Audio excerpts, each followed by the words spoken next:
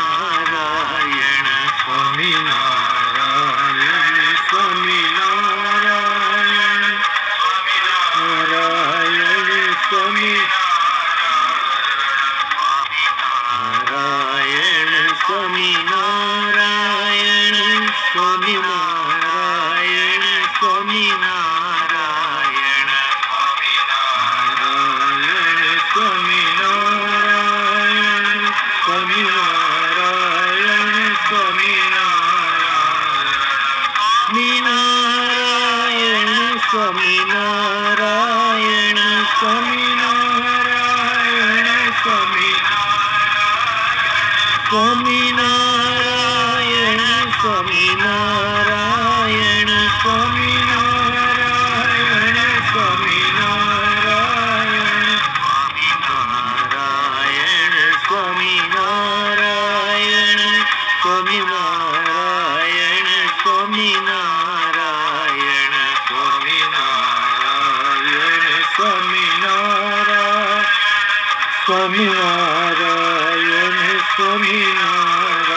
स्वामी नारायण स्वामी नारायण स्वामी नारायण स्वामी नारायण नारायण स्वामी नारायण स्वामी नारायण स्वामी नारायण नारायण स्वामी नारायण स्वामी नारायण स्वामी नारायण नारायण स्वामी नारायण नारायण स्वामी नारायण। जय स्वामीनारायण प्रभु, जय स्वामीनारायण।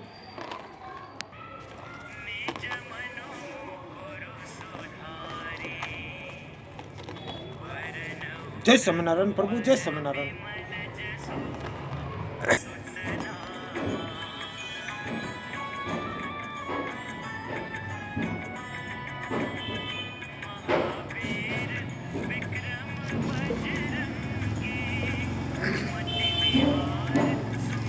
तो एक बहरूपिया था और वह अपने स्वांग को पूरी तरह पेश उतारा करता था।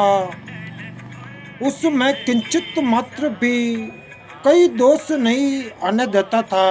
जय स्वामीनारायण प्रभु, जय स्वामीनारायण। तो एक दिन वह राजा के पास गया और इनाम पाने के उद्देश्य से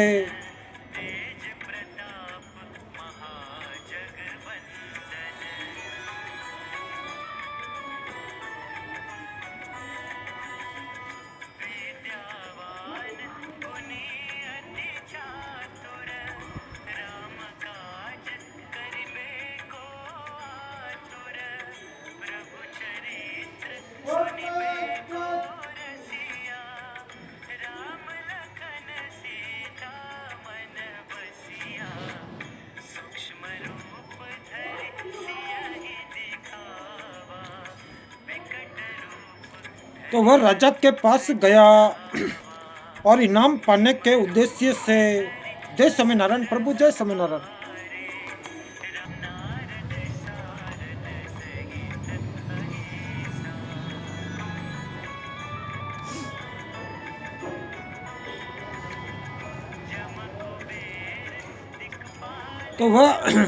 तो वह राजा के पास गया और इनाम पाने के उद्देश्य से उसने राजा से कहा कि महाराज, आप कौन सा स्वांग देखना चाहते हैं? तो राजा बोले कि तुम केसरी सिंह का स्वांग लाओ।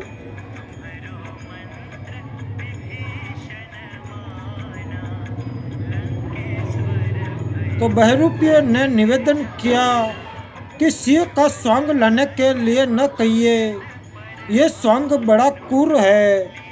जब सिंह के रूप में मैं आऊँगा तब सिंह के स्वभाव के अनुकूल ही चेष्टा करूँगा और उसमें कोई दोष या त्रुटि नहीं आने दूंगा। तो स्वांग को नहीं लजाऊंगा।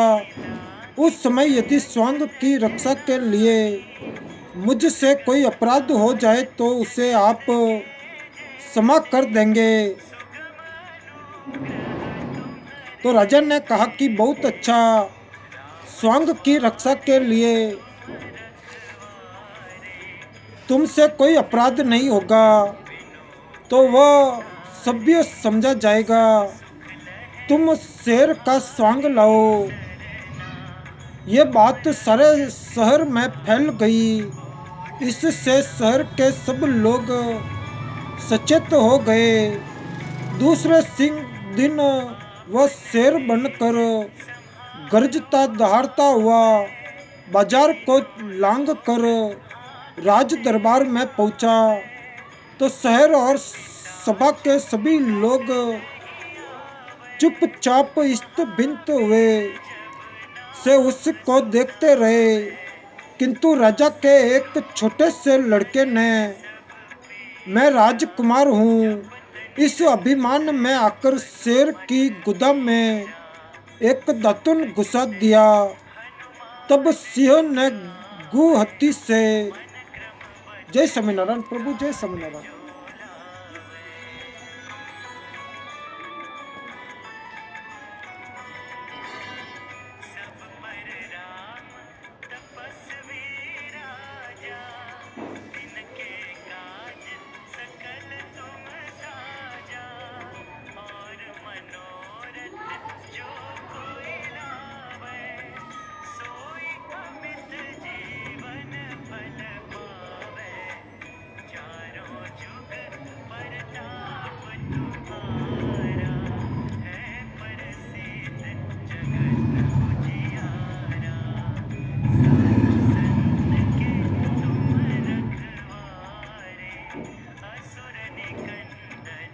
तो तो आगे के दोनों पंजों से उस राजकुमार पर ठीक शेर की भांति प्रहार किया, जिससे उसके प्राण निकल गए।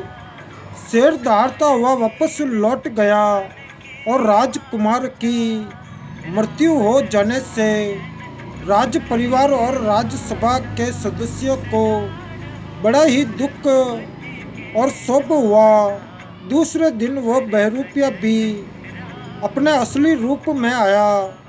तो उसने खूब दुख प्रकट किया और निवेदन किया कि महाराज, इसीलिए मैं आपसे प्रार्थना करता था कि शेर का स्वांग लाने के लिए न कहिए, और मुझसे बड़ा भारी अपराध बन गया जो मैं राजकुमार की मृत्यु में कारण बना।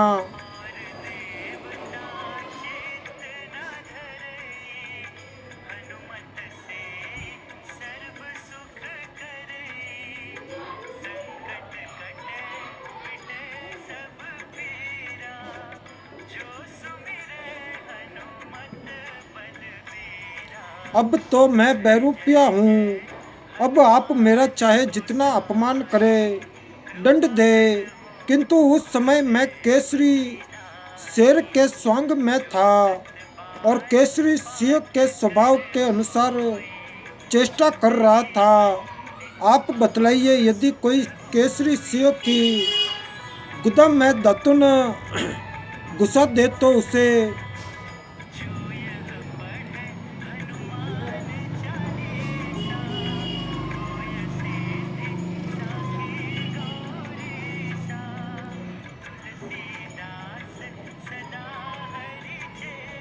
केसरी सिंह कैसे बर्दाश्त कर सकता है। मैं स्वांग नहीं लजाता। स्वांग को लजाऊं तो न तो मैं स्वांग को ही सफल बना सकता हूँ, न जी ही सकता हूँ। मैं भगवान का उपासक हूँ।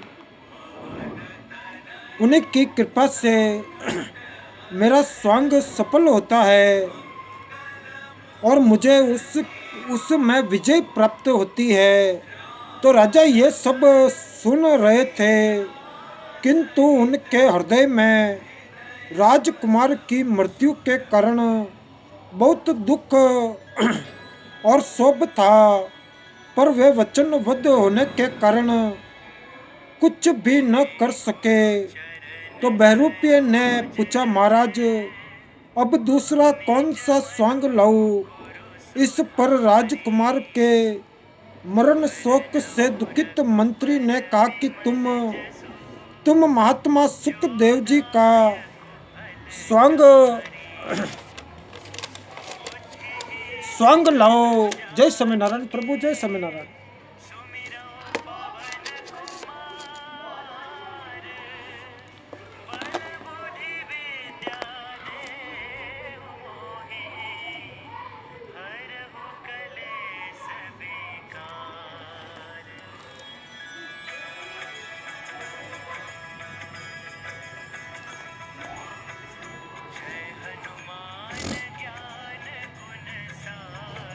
तो बहरूपिया चला गया और 15 दिन बाद श्री सुखदेव जी के ही जैसा एक उच्च कोटि के ज्ञानी महात्मा का स्वांग बनाकर निकला और शहर के किनारे उत्तर की बालू के टीले पर जाकर बैठ गया। इससे शहर में तुरंत ये खबर फैल गई कि एक बहुत बड़े उच्च कोटि के महात्मा बालू के टीले पर बैठे हैं। ये जानकर दर्शनार्थियों की वहाँ भीड़ लग गई। जब ये खबर मंत्री ने सुनी तो उन्होंने राजा से कहा कि राजन, मेरी समझ में वह बहरूपिया ही स्वांग धर कर आया है। तो राजकुमार को मारने का मेरे हृदय में बहुत भारी दुख था और मैं इस उद्देश्य से ही मैंने उसे सुखदेव जी का स्वांग लाने को कहा था। और यह स्वांग बहुत कठिन है, इससे वह कई इसे लजा दे तो इसे दंड दिया जा सकता है। अंत आप भी मेरे साथ उसका दर्शन करने चलिए ताकि उसको विशेष लोभ देकर स्वांग के स्वरूप से विचलित किया जाए। यह बातचीत करके वे दोनों वहां गए। मंत्री और राजा ने महात्मा जी को नमस्कार किया और उनके चरणों में रत्नों और सोने की मोहरों की थैलियां रख दी। वे महात्मा उन थैलियों की अवहेलना करके झट वहां से उठकर जंगल की ओर चल दिए। मंत्री उनके जय स्वामीनारायण प्रभु, जय स्वामीनारायण।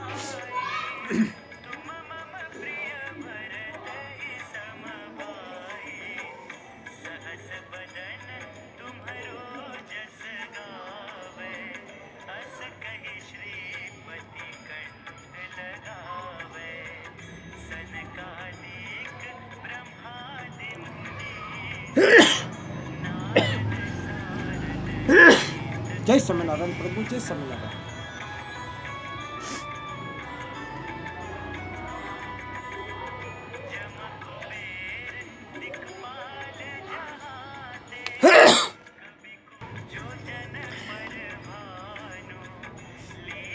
तो मंत्री और राजा ने महात्मा जी को नमस्कार किया और उनके चरणों में रत्नों और सोने की मोहरों की थैलियां रख दी। वे महात्मा उन थैलियों की अवहेलना करके झट वहां से उठकर जंगल की ओर चल दिए। मंत्री उनके पीछे पीछे गए। जब एकांत स्थान आ गया तब मंत्री ने उनके कान में कहा कि तू बहरूपिया है और महात्मा सुखदेव जी का स्वांग लेकर आया है, ये मैं जानता हूँ। इन थैलियों में कई लाख रुपयों का धन है। अंत मेरा ये अनुरोध है कि तू ये सब द्रव्य स्वीकार कर ले, फिर हम दोनों आधा आधा बांट लेंगे। तो उस महात्मा के रूप में आए हुए बहरूपिया ने मंत्री की बात बिल्कुल अनसुनी कर दी और विरक्त भाव से जंगल में चला गया। तब राजा और मंत्री लौट आए। 2 दिन बाद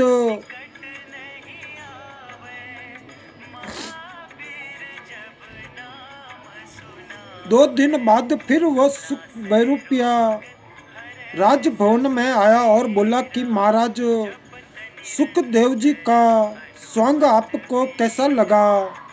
तो राजा ने कहा कि बहुत अच्छा। तब बहुरूपिया ने फिर पूछा कि अब कौन सा स्वांग लाऊं?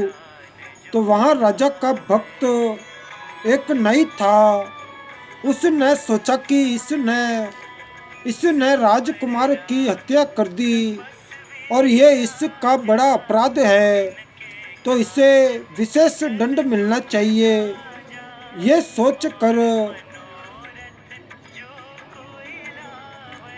सोचकर उसने कहा कि पतिव्रता सती का स्वांग लाओ। तो राजा और मंत्री ने भी इसका समर्थन किया। बहुरूपिया ने इसे सहर्ष स्वीकार करके घर चला गया। जय स्वामीनारायण प्रभु, जय स्वामीनारायण।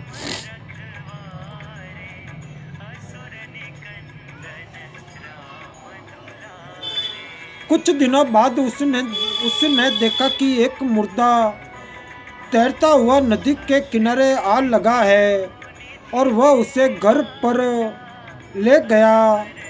उसने पति के रूप में उसे सजाकर स्वयं 16 श्रृंगार से संपन्न पतिव्रता सती स्त्री का स्वांग बनाया और पति की वैकुंठी बनाकर बड़ी धूमधाम और गाजे बाजे के साथ बाजार में होते हुए शमशान जाने के लिए जुलूस निकाला।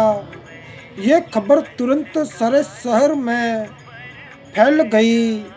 हजारों नर नारी उस मुर्दा के साथ होकर शमशान घाट पर गए। जब ये समाचार मंत्री को मिला तब उसने राजा से कहा कि ये वही बहुरूपिया है और पतिव्रता सती का स्वांग लेकर आया है। मैं इसे जलाने का प्रबंध करने के लिए स्वयं जाता हूँ। यह कहकर मंत्री बहुत से आदमियों को लेकर मरघट पर गए। करीब 100 मन काट का ढेर लगवा कर चिता बनवा दी। वह पतिव्रता सती स्त्री अपने पति के शव को गोद में लेकर चिता में भस्म होने के लिए बैठ गई। चिता के चारों ओर आग लगा दी गई। उसी समय बड़े जोर से आंधी और तूफान आया। उसके कारण मंत्री के साथ आए हुए आदमी तथा शहर के सब लोग वहां से भाग गए। आंधी के साथ घोर वर्षा होने लगी और वर्षा इतने जोर से हुई कि उसने चिता की धधकती हुई लपटों को शांत कर दिया। तब वह बहुरूपिया चिंता के उस ओर से जिस ओर आग नहीं लग पाई थी नीचे उतर पड़ा और उसने फिर चिता के चारों ओर आग प्रज्वलित कर दी। तदंतर वह अपने घर लौट गया। उस अग्नि से वह मुर्दा भस्म हो गया। दूसरे दिन मंत्री और राजा ने जाकर देखा तो वहाँ भस्म और मुर्दे की हड्डी के सिवा कुछ नहीं है। कुछ ही दिनों बाद वह बहुरूपिया अपने रूप में राजभवन में आया और बोला, महाराज, सती का स्वांग कैसा रहा? तो राजा ने कहा कि बहुत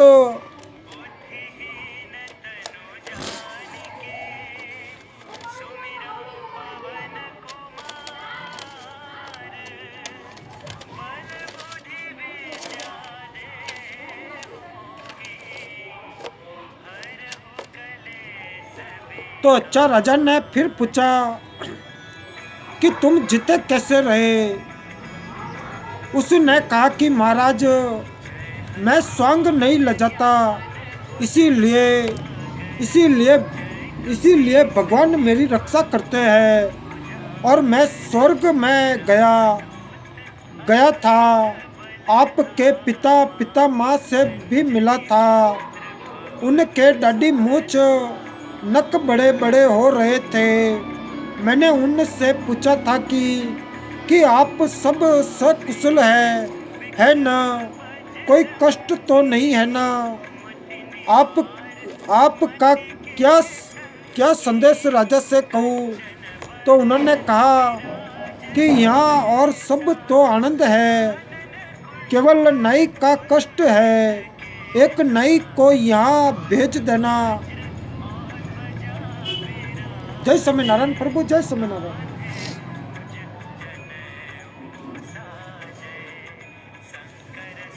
एक नाई को यहाँ भेज देना। ये सुनकर राजा ने उसी नाई से कहा कि तुम जाकर उनकी सेवा करो। तो मंत्री ने नाई से कहा कि जैसे ये स्वर्ग में गया वैसे ही तुम कल स्वर्ग में जाओ। तब नाई ने बहरूपिये को अलग ले जाकर कहा कि तुम मुझे क्यों मरवाते हो।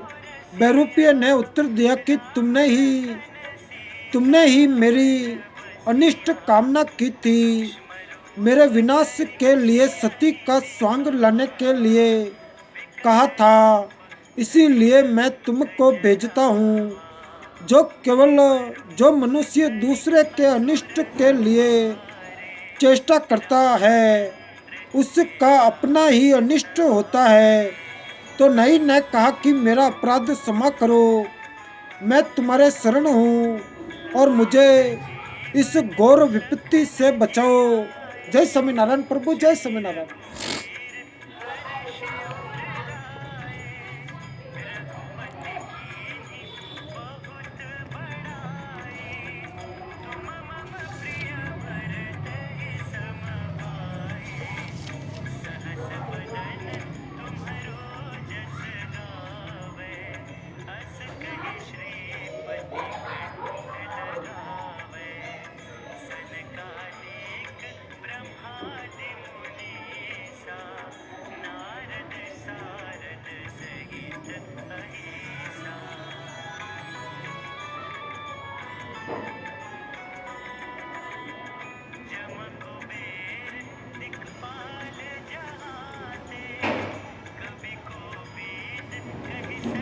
तब बहरूपिये ने राज्यसभा में आकर राजा के सामने मंत्री से आदि से अंत तक सब सच्ची सच्ची घटना सुना दी कि मैं स्वांग नहीं लजाता। अंत भगवान मेरी सब प्रकार से रक्षा करते हैं। जब आप लोग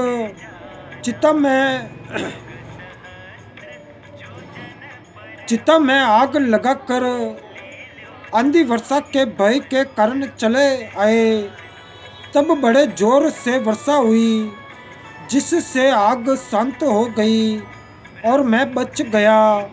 फिर मैंने चिता के चारों तरफ आग लगा दी जिससे वह मुर्दा जल गया और स्वर्ग में जाकर कोई वापस नहीं आ सकता। मैं तो भगवान की कृपा से बच गया था और इस बेचारे नाई के प्राण नहीं लेने चाहिए। इस पर राजा ने उससे कहा कि तुम्हारे स्वांग से हम बहुत प्रसन्न है। जो घटना होने वाली थी वह तो हो गई, अब तुमको उसका कोई शौक नहीं करना चाहिए। जय स्वामीनारायण प्रभु, जय स्वामीनारायण।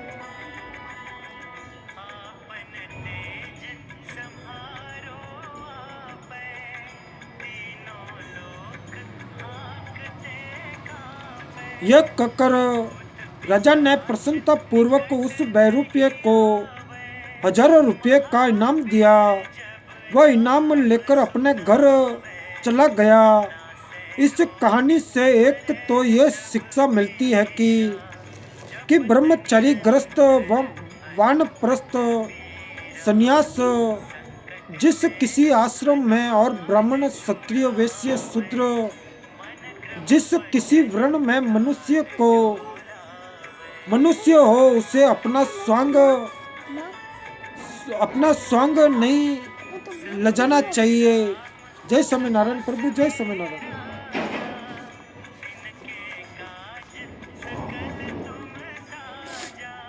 जय स्वामीनारायण प्रभु, जय स्वामीनारायण।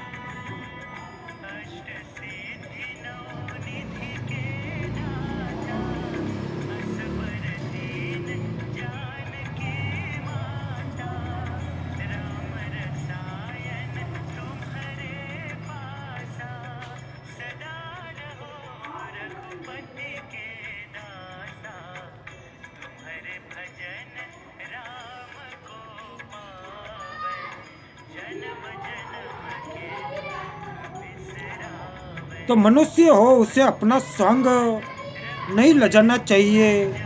जो स्वांग नहीं लजाता उसकी भगवान सब प्रकार से रक्षा करते हैं। जैसे भगवान ने उस बहुरूपीय की रक्षा की। और दूसरी ये शिक्षा मिलती है कि दूसरे के अनिष्ट का चिंतन कभी नहीं करना चाहिए। नहीं तो जैसे नाई को भय प्राप्त हुआ वैसा भय प्राप्त हो सकता है। एक एवं उपयुक्त विवेचन ये समझना चाहिए कि ज्ञानी महात्मा पुरुष लोक सागर के लिए स्वांग की भांति काम करते हैं। लोग उनको जिस वर्ण आश्रम में समझते हैं उनके सामने वे वैसा ही आचरण करते हैं। अपना असली परिचय अपने अंतरंग लोगों के सिवा अन्य किसी को नहीं देते। किंतु जो व्यक्ति मैं ज्ञानी हूँ, महात्मा हूँ, योगी हूँ, महापुरुष हूँ, अधिकारी हूँ ऐसा कहते हैं तो वे वास्तव में योगी, ज्ञानी, महात्मा आदि नहीं है। वे तो मान बढ़ई, प्रतिष्ठा, सेवक के किंकर दम्भी पाखंडी है। जो श्रेष्ठ पुरुष होते हैं वे कंचन कामिनी के लोभ से या अपनी मान बढ़ाई प्रतिष्ठा बढ़ाने के लिए दूसरों की अपने में श्रद्धा बढ़ाने के हेतु नहीं बनते। क्योंकि उनको न कुछ करने से ही कोई प्रयोजन रहता है और न कुछ न करने से ही प्रयोजन रहता है। उनमें स्वार्थ का अत्यंत अभाव हो जाता है। तो गीता जी में भगवान ने बतलाया है कि उस महापुरुष इस विश्व में न तो कर्म करने से कोई प्रयोजन रहता है और न कर्मों के न करने से ही कोई प्रयोजन रहता है, तथा संपूर्ण प्राणियों में भी इसका किंचित मात्र भी स्वार्थ का संबंध नहीं रहता।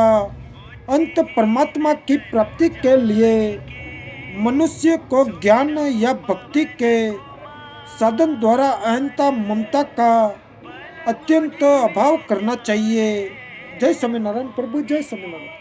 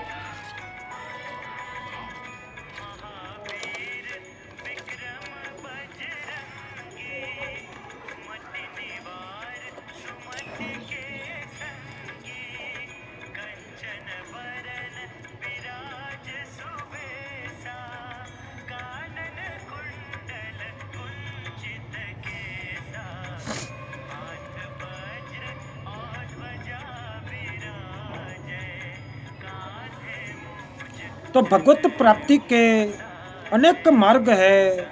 सर्वभूत हित और भाव सभी मार्गों में आवश्यक है। भगवान प्राणी मात्र में स्थित है, अतएव किसी भी प्राणी का हित करना और उसे सुख पहुंचाना भगवान की बड़ी सेवा है।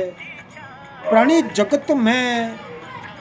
जगत में जहाँ जिस वस्तु का अभाव है, वहाँ भगवान उसी वस्तु के द्वारा अपनी पूजा चाहते हैं और उस पूजा में केवल भगवत प्रीति के अतिरिक्त अन्य कोई कामना नहीं रहती।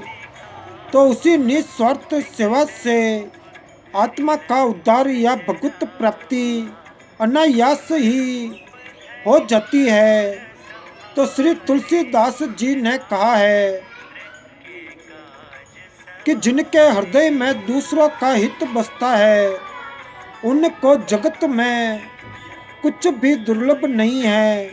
स्कंद पुराण में बतलाया है कि जिन सज्जनों के हृदय में परोपकार की भावना जागृत रहती है, उनकी समस्त आपदाएं नष्ट हो जाती है और उन्हें पद पद पर संप्रदाय प्राप्त होती रहती है। न तो अनेक तीर्थों में स्नान करने से वैसी पवित्रता होती है और न प्रचुर दानों तथा उग्र तपस्याओं से ही वैसा फल प्राप्त होता है जैसा कि दूसरों का उपकार करने से होता है। अन्य वस्तुओं की तो बात ही क्या, निष्काम भाव से परोपकार करने वाले को तो परमात्मा की प्राप्ति भी हो सकती है। तो श्रीमद् भगवत गीता जी के 5वें अध्याय के 25वें श्लोक में भगवान ने स्वयं कहा है। जय स्वामीनारायण प्रभु, जय स्वामीनारायण।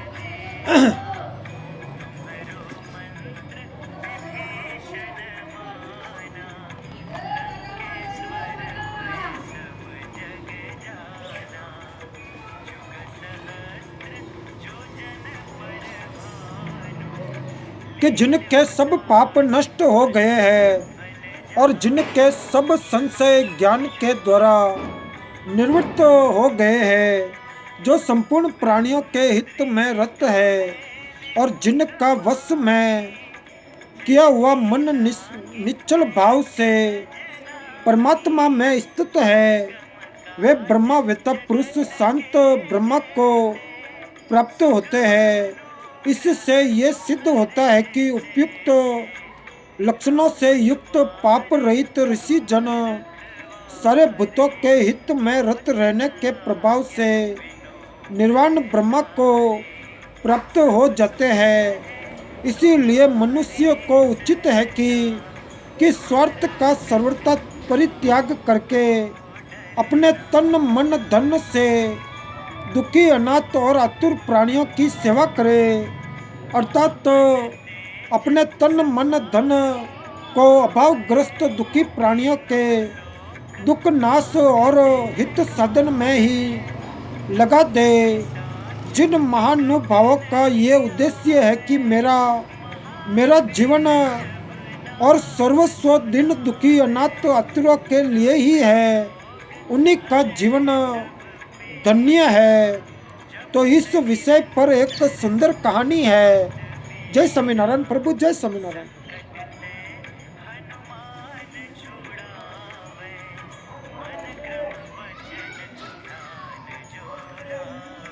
कि एक उच्च कोटि के विरक्त ज्ञानी महात्मा थे।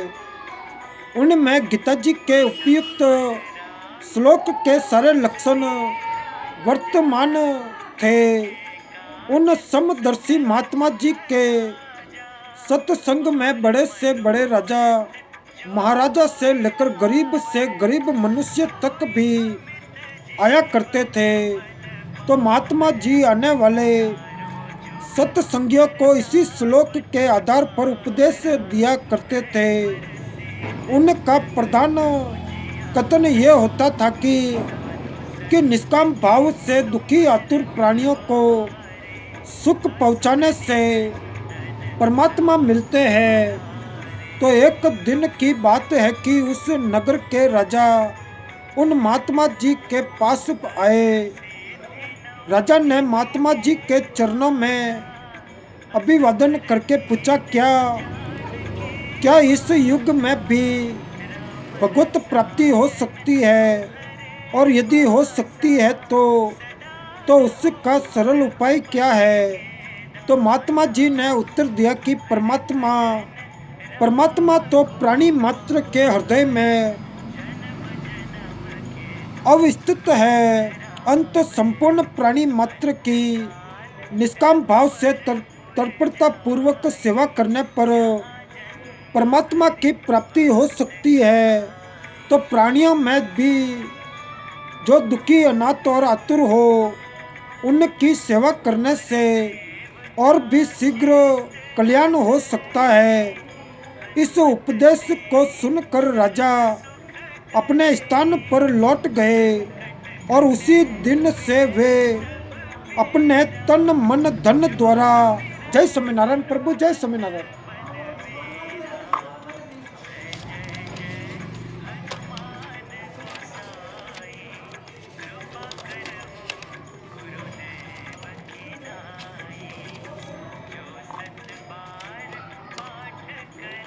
तो निष्काम भाव से प्राणी मात्र की एवं दुखी और आतुरों की सेवा विशेष रूप से करने लगे।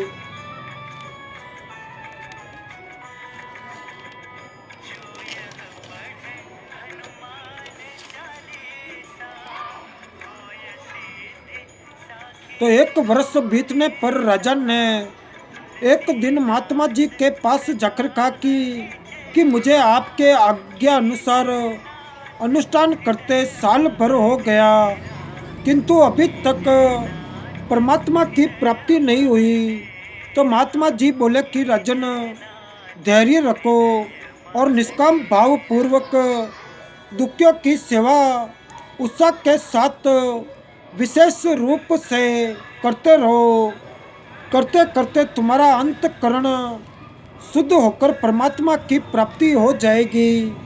ये सुनकर राजा घर लौट गए एवं पहले की अपेक्षा और भी विशेष उत्साह के साथ दुखियों की सेवा करने लगे।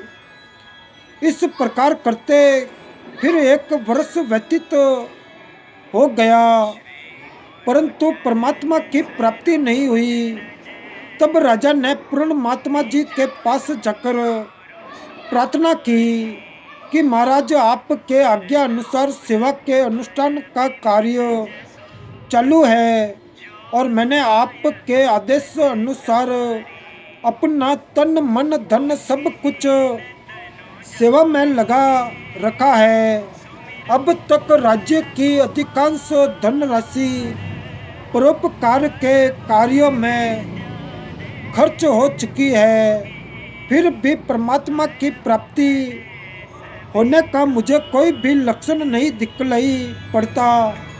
इस पर महात्मा जी ने कहा कि तुम दृढ़ विश्वास रखो, जरा भी शंका न करो, तुम्हें निश्चित ही परमात्मा की प्राप्ति होगी। तुम बहुत ही सुंदर रीति से तथा शुद्ध भाव से दिन दुखियों की सेवा कर रहे हो, परंतु वास्तव में जिस प्रकार के दुखी, अनाथ और आतुर की जैसी सेवा होनी चाहिए, वैसी सेवा अब तक तुम्हारे द्वारा नहीं बन पड़ी है। परंतु परम उल्लास तथा श्रद्धा के साथ सदा सर्वदा करते करते कभी न कभी वैसी सेवा भी बन ही जाएगी। जय स्वामीनारायण प्रभु, जय स्वामीनारायण।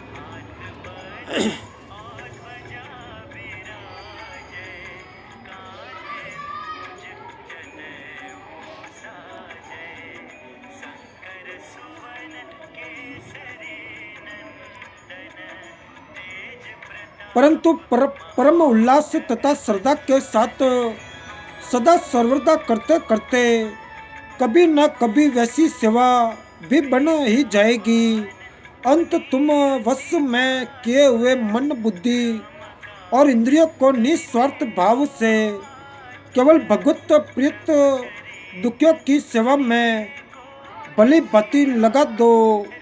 तो महात्मा जी के अमृतमय वचनों का श्रवण करके राजा बड़े प्रसन्न हुए और घर आकर महात्मा जी के आदेश अनुसार ही पूर्ण अत्यंत उत्साह से सबके हित के कार्य में लग गए। वे अब दिन दुखी दरिद्र और अनाथों के रूप में नारायण जी की विशेष रूप से सेवा करने लगे। उसी नगर में एक दुखी अनाथ विधवा स्त्री रहती थी जो प्रतिदिन जंगल से सूखा ईंधन लाकर शहर में बेचा करती और उसी से अपना तथा अपने इकलौते नन्हे से 5 वर्ष के लड़के का निर्वाह किया करती। वह जो कुछ कमाती उससे उन दोनों की उदर पूर्ति कठिनता से होती थी। अंत उसके पास एक भी पैसा बच नहीं पाता था।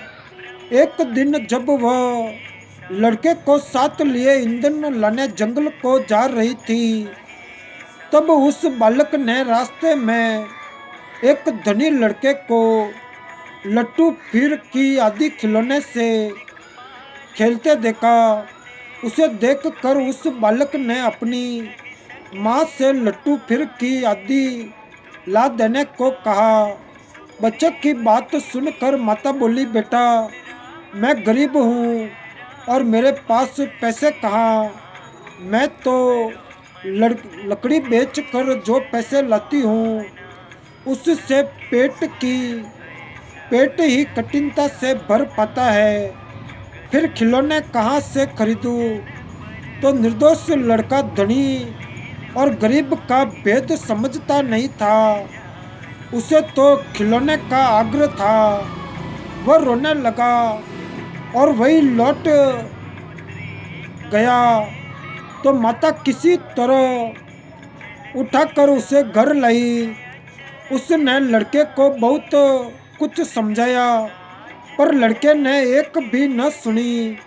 इसी कारण उस दिन वह लकड़ी लाने भी नहीं जा सकी। दिन भर दोनों को फाका करना पड़ा।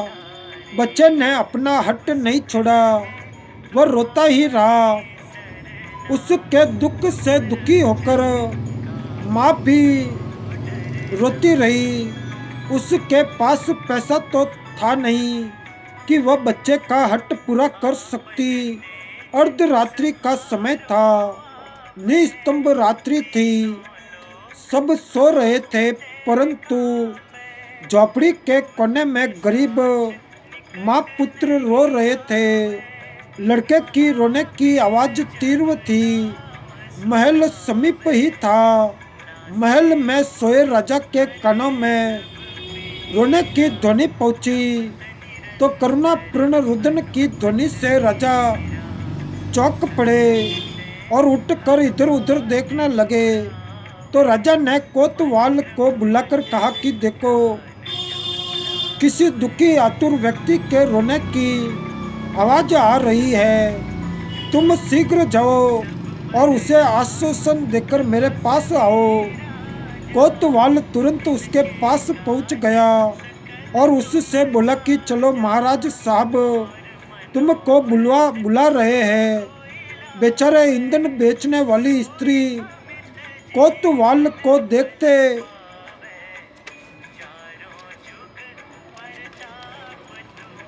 ही भय से कांपने लगी और बोले कि सरकार, ये छोटा बच्चा है, रोता है तो इसके अपराध को क्षमा करें। कोतवाल ने धीरज बंधाते हुए कहा कि तुम भय मत करो और मेरे साथ चलो। राजा ने दया करके ही तुमको बुलाया है। किंतु उस बेचारी की घबराहट दूर नहीं हुई। जय स्वामीनारायण प्रभु, जय स्वामीनारायण।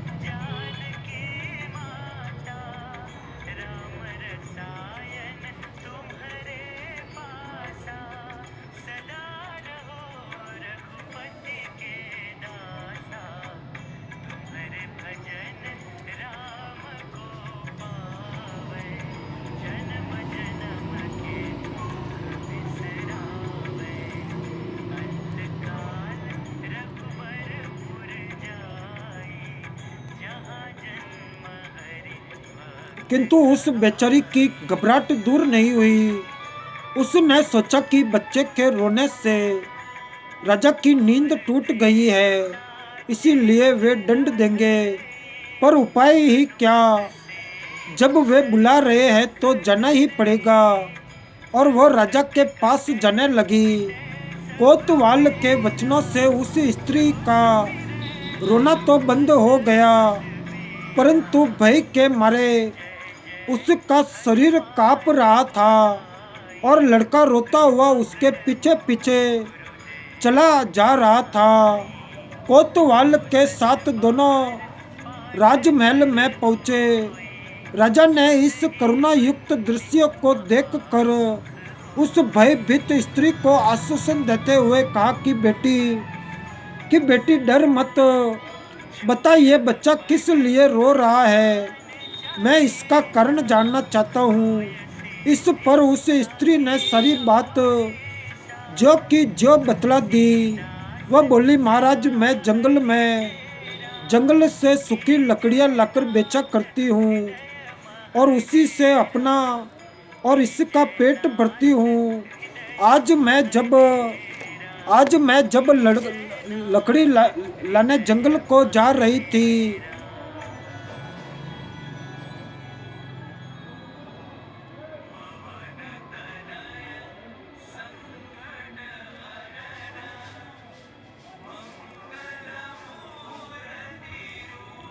तब रास्ते में एक धनी लड़के को लट्टू फिर की आदि से खेलते देख कर ये मचल उठा और इसने हट कर लिया कि मुझे ऐसे ही खिलौने ला दे।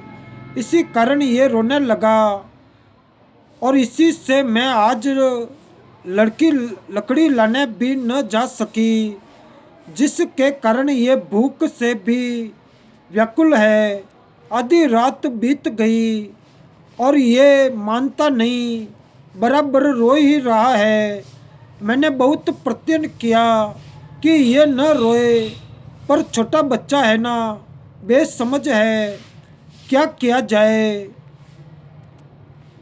तो राजा ने तुरंत महल के अंदर से साग पुड़ी मिठाई मंगवा कर दी और कहा कि मैं अभी खिलौने मंगा देता हूँ। विधवा माता ने लड़के को खिलाने की बहुत चेष्टा की, किंतु हट्टी बच्चे ने मांग पूरी न होने के कारण कुछ नहीं खाया। माँ भी लड़के को बिना खिलाए कैसे खाती। तब राजा ने कोतवाल से कहा कि अभी बाजार जाओ और ये लड़का जो खिलौने चाह रहा है वे जहाँ जिसके यहाँ भी मिले एक छाबड़ी भर कर ले आओ। कर्तव्य प्राण कोतवाल ने तलाक खिलौना के दुकानदार के घर जाकर उसे जगाया और उसी समय दुकान खोलकर एक छाबड़ी खिलौने देने को कहा।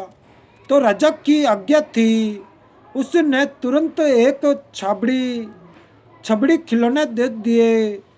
कोतवाल ने उनका उचित मूल्य चुकाकर छबड़ी लाकर राजा के सामने रख दी। तो राजा ने वे सारे खिलौने बालक को सौंप दिए और बालक दोनों हाथों में जितना ले सका लेकर हंसने और नाचने लगा। तो बालक की प्रसन्नता देखकर माता की भी प्रसन्नता की सीमा नहीं रही। जय स्वामीनारायण प्रभु, जय स्वामीनारायण।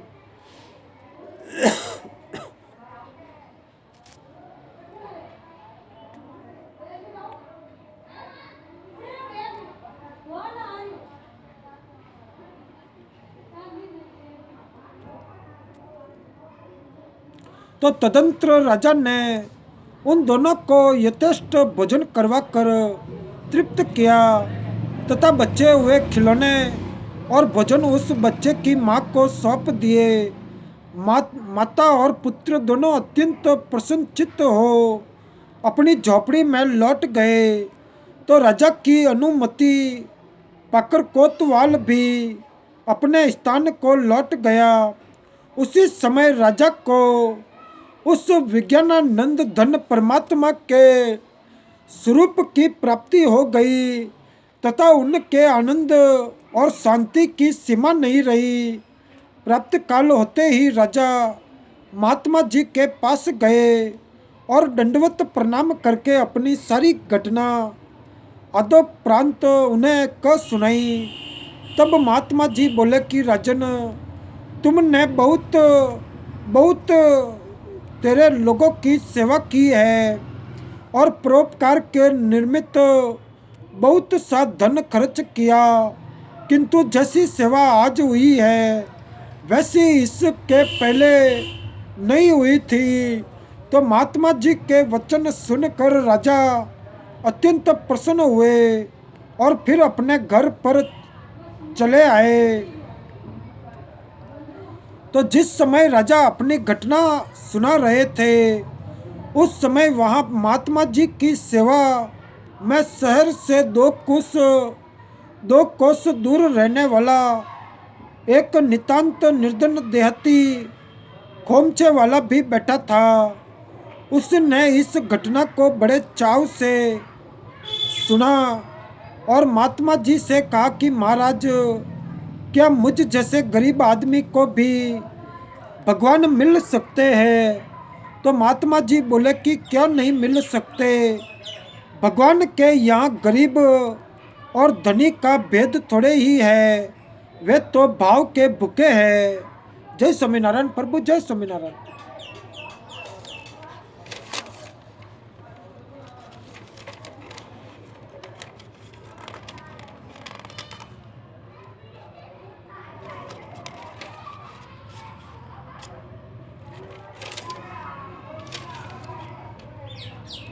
मैं एक बार राजा चोल और विष्णुदास नाम के एक गरीब ब्राह्मण में भक्ति विषय को लेकर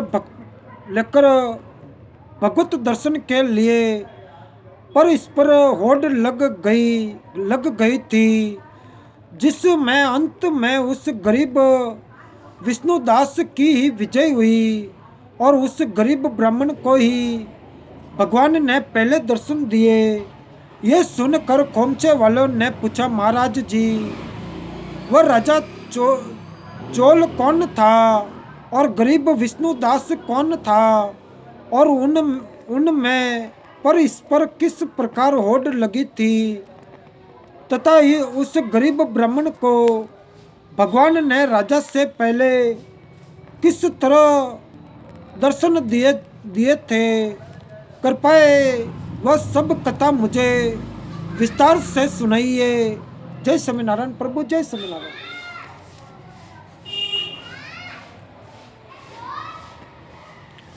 तो महात्मा जी ने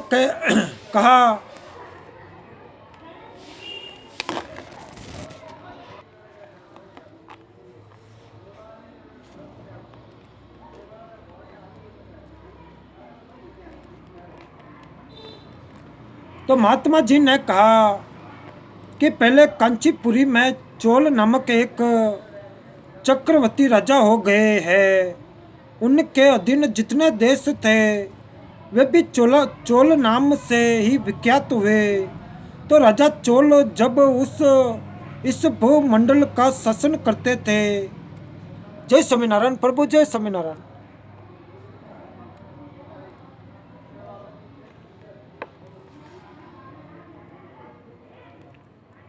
उस समय कोई भी मनुष्य दरिद्र, दुखी, पाप में मन लगाने वाला अथवा रोगी नहीं था।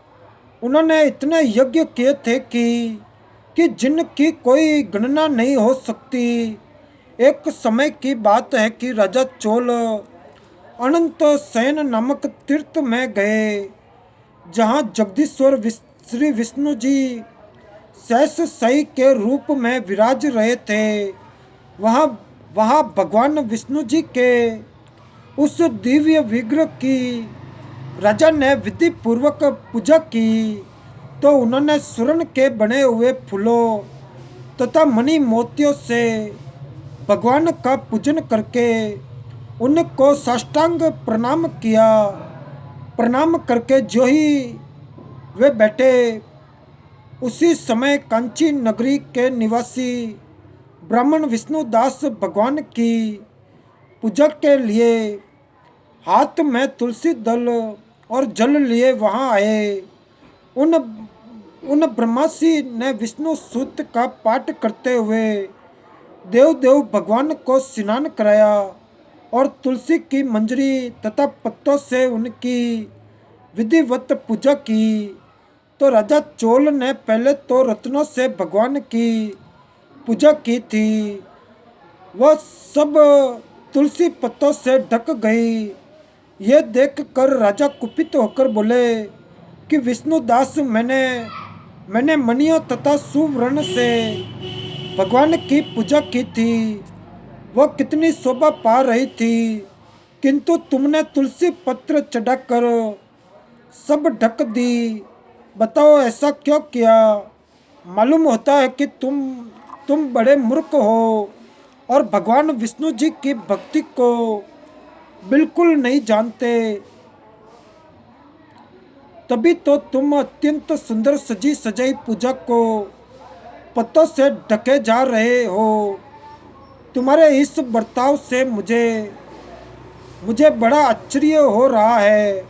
तो विष्णुदास बोले कि राजन, आपकी भक्ति का कुछ भी पता नहीं है, केवल राज्य लक्ष्मी के कारण आप घमंड कर रहे हैं। बताइए तो आज से पहले आपने कितने वैष्णव व्रतों का पालन किया है? तो राजा ने कहा कि ब्राह्मण, यदि तुम विष्णु भक्ति के अत्यंत गर्व में आकर ऐसी बात करते हो तो बताओ कि तुमने कितनी भक्ति है, तुम में कितनी भक्ति है। और तुम तो दरिद्र हो, निर्धन हो। तुमने श्री विष्णु जी को संतुष्ट करने वाले यज्ञ और दान आदि कभी नहीं किए हैं तथा पहले कोई देवालय भी नहीं बनवाया। ऐसी दशा में भी तुम्हें अपनी भक्ति का इतना घमंड है। अच्छा, तो आज यहाँ जितने भी श्रेष्ठ ब्राह्मण उपस्थित हैं, वे सभी कान खोल कर मेरी बात सुन ले। देखना है कि मैं पहले भगवान विष्णु जी का दर्शन पाता हूँ या ये इससे लोगों को स्वयं ही ज्ञात हो जाएगा कि हम दोनों में से किस में कितनी भक्ति है। जय स्वामीनारायण प्रभु, जय स्वामीनारायण। ये कहकर राजा चोल अपने राजभवन को चले गए और उन्होंने महर्षि मुगदल को आश्चर्य बनाकर वैष्णव याग का अनुष्ठान आरंभ किया, जिसमें बहुत से ऋषियों का समुदाय एकत्रित हुआ। बहुत सा अन्न खर्च किया गया और प्रचुर दक्षिणा बांटी गई। उधर विष्णुदास भी वही भगवान के मंदिर में ठहर गए और श्री विष्णु जी को संतुष्ट करने वाले शास्त्रोक्त नियमों का भली भांति पालन करते हुए सदा ही व्रत का अनुष्ठान करने लगे। माघ और कार्तिक के व्रत, तुलसी के बगीचे का भली भांति पालन, एकादशी का व्रत, ओम नमो भगवते वासुदेवाय नमो, इस द्वादशा अक्षर मंत्र का जप तथा गीत नृत्य आदि मांगलिक उत्सवों के साथ सौ प्रचार द्वारा प्रतिदिन श्री विष्णु जी की पूजा, यही उनकी जीवनचर्या थी और वे इन्हीं व्रतों का पालन करते थे। चलते खाते और सोते समय भी उन्हें निरंतर श्री विष्णु जी का स्मरण बना रहता था।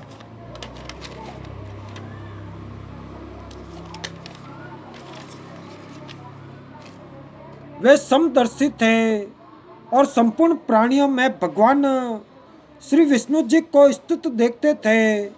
उन्होंने भगवान श्री विष्णु जी के संतोष के लिए उगा पुण्य विधि सहित माघ और कार्तिक के विशेष विशेष नियमों का भी सर्वथा पालन किया।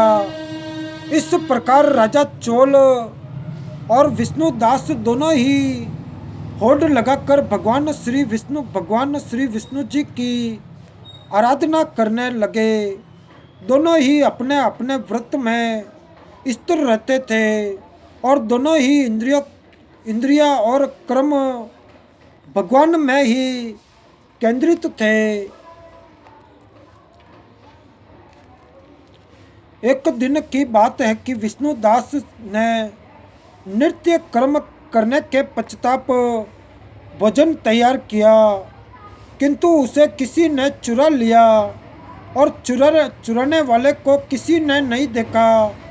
तो विष्णुदास ने भोजन चुरा लिए जाने पर भी दोबारा भोजन नहीं बनाया, क्योंकि ऐसा करने पर सायंकाल की पूजा के लिए अवकाश नहीं मिलता। अंत प्रतिदिन के नियम के भंग हो जाने का भय था और दूसरे दिन उसी समय पर भोजन बनाकर वे जो ही भगवान विष्णु जी को भोग लगाने के लिए गए, त्यो ही कोई आकर फिर सारा भोजन चुरा के ले गया। इस प्रकार लगातार 7 दिनों तक कोई आकर उनके भोजन का अपहरण करता रहा। इससे विष्णुदास जी को बड़ा विस्मय हुआ। वे विचार करने लगे, ओहो, ये कौन प्रतिदिन आकर मेरी रसोई चुरा ले जाता है। मैं क्षत्र संन्यास ले चुका हूँ, अब किसी तरह इस स्थान का परित्याग नहीं कर सकता। यदि दोबारा भोजन बनाता हूँ तो सायंकाल की पूजा छूट जाती है और जब तक सारी सामग्री भगवान विष्णु जी के निवेदन न कर लूँ तब तक मैं भोजन नहीं करता। तो प्रतिदिन उपवास करने से मैं इस व्रत की समाप्ति तक जीवित कैसे रह सकूंगा। अच्छा, आज मैं रसोई की भली भांति रक्षा करूंगा। यह सोच कर भोजन बनाने के पश्चात विष्णुदास वही कहीं छिप कर खड़े हो गए। इतने में ही एक चंडाल दिखाई दिया जो उनका अन्न चुरा कर ले जाने को उगत था। भूख के मारे उसका सारा शरीर दुर्बल हो रहा था, मुख पर दीनता छा रही थी, शरीर में हाड़ और चाम के सिवाय और कुछ बाकी नहीं बचा था। उसे देखकर ज्येष्ठ ब्राह्मण विष्णुदास का हृदय करुणा से व्यतीत हो उठा। उन्होंने उससे कहा कि भैया, जरा ठहरो, क्यों रुका सुखा खाते हो, ये घी तो ले लो। इस प्रकार बोलते हुए विप्रवर विष्णुदास को आते देख वह चंडाल बड़े वेग से भागा और भय से मूर्छित होकर गिर पड़ा। तो विष्णुदास तुरंत उसके समीप पहुंच गए और करुणावश अपने वस्त्र से उसे हवा करने लगे। तदंतर जब वह उठकर खड़ा हुआ तब विष्णुदास ने देखा कि वह चंडाल नहीं, वह तो साक्षात भगवान नारायण स्वामी नारायण जी ही शंख चक्र और गदा धारण किए सामने विराजमान है। उनकी कटी में पीतांबर है, 4 भुजाएं हैं, हृदय में श्री वत्स का चिन्ह तथा मस्तक पर किरीट शोभा पा रहे हैं। अलसी के फूल की भांति श्याम सुंदर शरीर और कौस्तुभ मणि से जगमगाते हुए वृक्ष स्थल की अपूर्व शोभा हो रही है और अपने प्रभु को प्रत्यक्ष सन्मुख देख कर द्विज श्रेष्ठ विष्णुदास रोमांच, अश्रुपात आदि सात्विक भाव से इस प्रकार समावित हो गए कि वे भगवान की स्तुति और नमस्कार करने में भी समर्थ न हो सके। उस समय वहाँ इंद्र आदि देवता तथा महर्षि ऋषि महर्षि भी आ पहुँचे और भगवान श्री विष्णु जी ने सात्विक व्रत का पालन करने वाले अपने भक्त विष्णु दास को छाती से लगा लिया और उन्हें अपने ही जैसा रूप देकर वे वैकुंठ धाम को ले चले। जय स्वामीनारायण प्रभु, जय स्वामीनारायण। तो उस समय यज्ञ में दीक्षित हुए राजा चोल ने देखा कि विष्णुदास एक सुंदर विमान पर बैठकर भगवान श्री विष्णु जी के धाम में जा रहे हैं।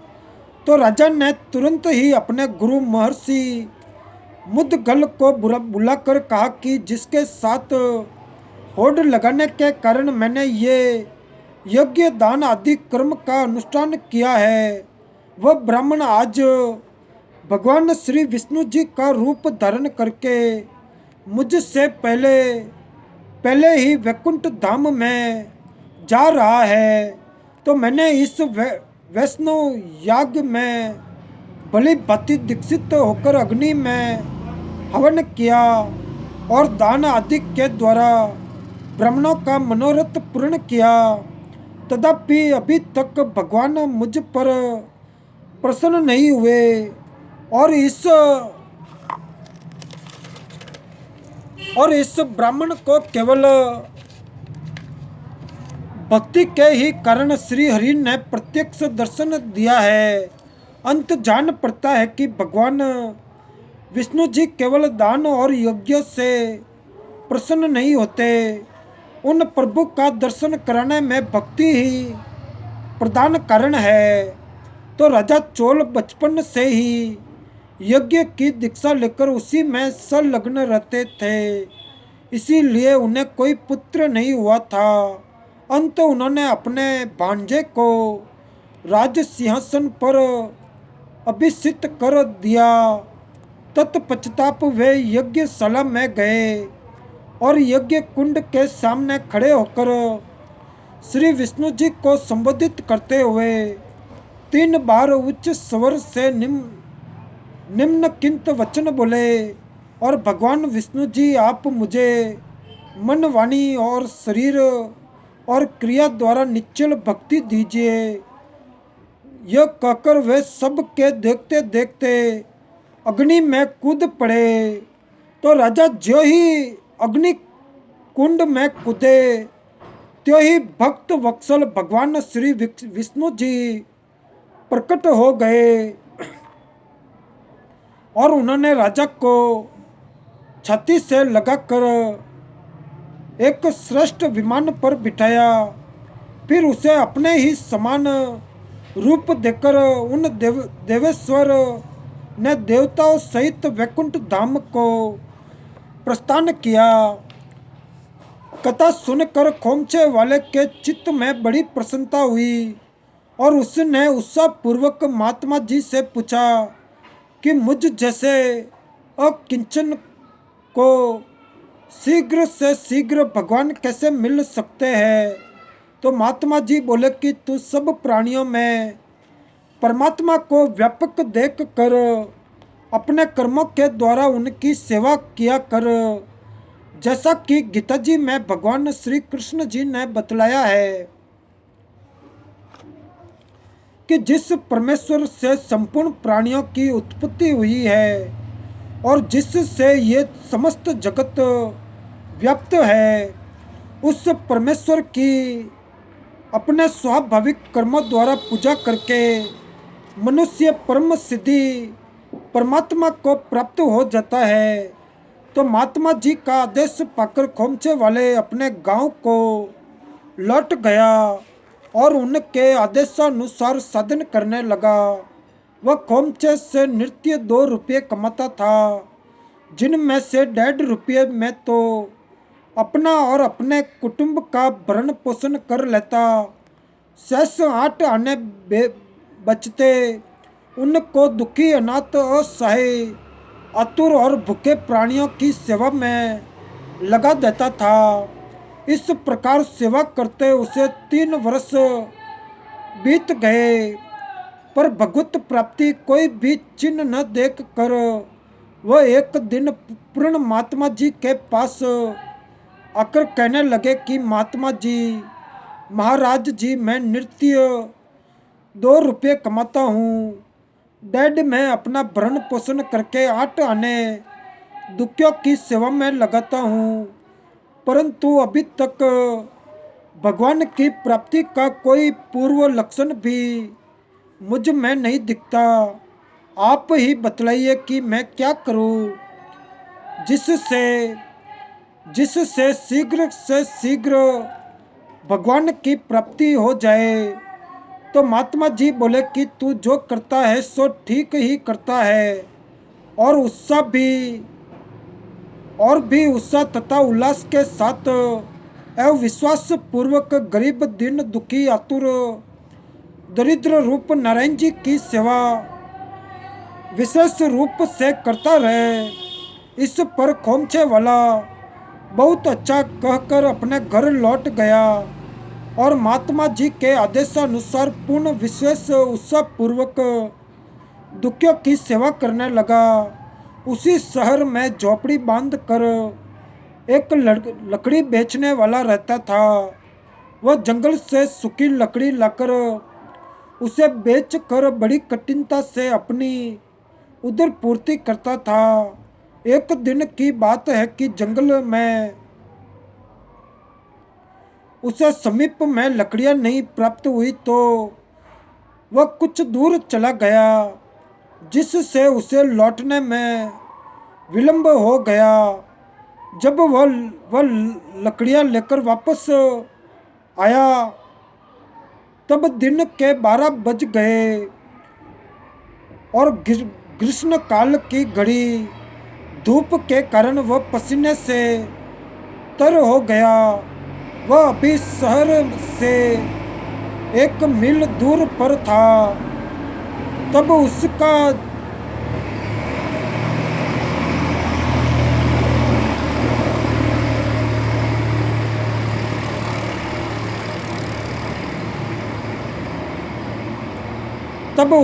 जी मिचलने लाने लगा और वह चक्कर खाकर जमीन पर गिर पड़ा।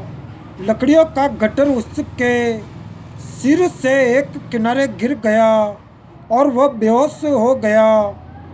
इसी समय वह खोमचे वाला अपने गांव से खोमचा लेकर शहर की ओर चला, तो रास्ते में लकड़हारे को मूर्छित पड़ा देख कर उसके हृदय में दया आ गई।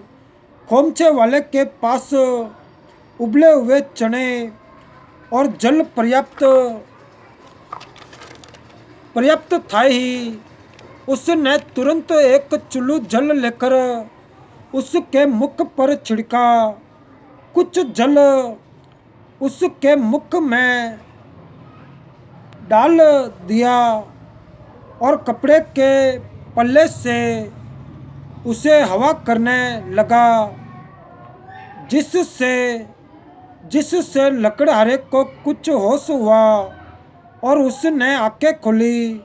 जब वह होश में आकर बैठा तब खोमचे वाले ने उसको पेड़ की छाया में ले जाकर और उसे नितांत करीब दुखी और भूखा समझकर खाने के लिए उबले हुए यथेष्ट चने दे दिए और जल पिला दिया।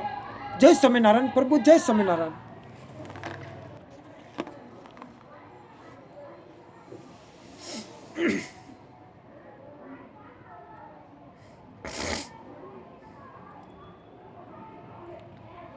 तो जल पिला दिया। इससे उसकी आत्मा की बड़ी ही तृप्ति हुई और उसने अपनी सारी दुख कहानी खोमचे वाले को कह सुनाई। तदंतर वह उस खोमचे वाले का आभारी होकर विनय युक्त वचनों से उसकी स्तुति करने लगा। इस पर खोमचे वाले ने कहा कि भैया, स्तुति करने योग्य तो भगवान है। ये जो कुछ है भगवान का ही है। मैं तो केवल निर्मित मात्र हूँ। स्तुति तो मुझे भगवान की ही करनी चाहिए। और मेरे लायक जो सेवा चाकरी हो सो बतला दे। मैं तेरी सेवा में उपस्थित हूँ।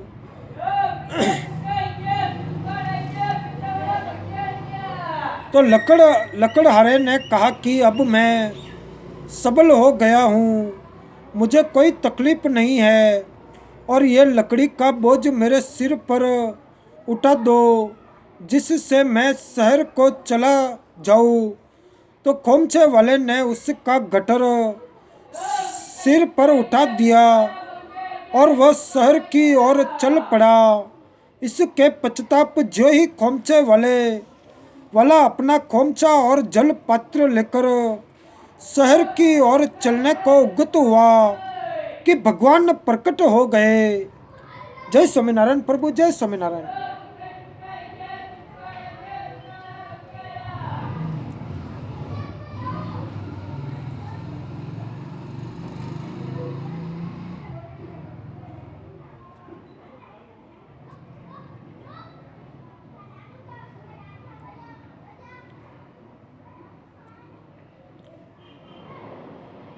तो भगवान प्रकट हो गए और भगवान के दर्शन करके उसके रोमांच और अश्रुपात होने लगे। उस समय उसके आनंद और शांति का पारावार नहीं रहा। तब भगवान ने उससे कहा कि गरीब दुखी के रूप मैं की हुई तेरी सेवा से मैं संतुष्ट हूँ। अब जो इच्छा हो सो वरदान मांग। तो खोमचे वाला बोला, प्रभु आज आपने अपना दर्शन देकर मुझे कृतार्थ कर दिया। अब इससे बढ़कर और है ही क्या जिसे मैं मांगू। तो भगवान के बारंबार आग्रह करने पर उसने प्रण कहा कि आप में मेरा अनन्य विशुद्ध प्रेम सदा बना रहे। इस पर भगवान तथास्तु कहकर अंतर्धान हो गए। तो खोमचा वाला भगवान के प्रेमानंद में निमग्न होकर महात्मा जी के पास आया और उनके चरणों में साष्टांग प्रणिपात करने के बाद अपनी सारी घटना उनसे अगत को सुनाई। तो महात्मा जी बोले कि इस दरिद्र दुखी गरीब लकड़हारे को जो तूने चने खिलाकर जल पिलाया, तेरा ये सेवा कार्य बहुत ही श्रेष्ठ हुआ और पहले तेरे जितने सेवा कार्य हुए उनसे ये सबसे बढ़कर है। तो खोमचे वाला महात्मा जी की वाणी सुनकर आनंद मग्न हो गया और उनको नमस्कार करके अपने घर लौट गया। इस कहानी से हम लोगों को ये शिक्षा लेनी चाहिए कि दुखी अनाथ प्राणियों की सेवा करते करते भगवान की प्राप्ति में विलंब हो तो उकतावे नहीं, वर सब में भगवत बुद्धि करके निष्काम भाव से परम श्रद्धा विश्वास विनय और प्रेम पूर्वक तत्परता के साथ सेवा करते ही रहे। सेवा में श्रद्धा प्रेम पूर्वक भगवत भाव और निष्काम भाव होने से वह उच्च कोटि की साधना हो जाती है। अंत ये साधन करते हुए इन भावों की उत्तरोक्त वृद्धि होती रहनी चाहिए। उपयुक्त दोनों भाव भगवत भाव और निष्काम भाव साथ रहे तब तो बात ही क्या। इनमें से केवल एक ही भाव भी रहे तो भी भगवत प्राप्ति हो सकती है। अतएव हम लोगों को समस्त प्राणियों में उस परम ब्रह्मा परमात्मा को व्यक्त समझकर सबकी सेवा और परोपकार करने में तत्पर होकर लग जाना चाहिए। जय स्वामीनारायण प्रभु, जय स्वामीनारायण।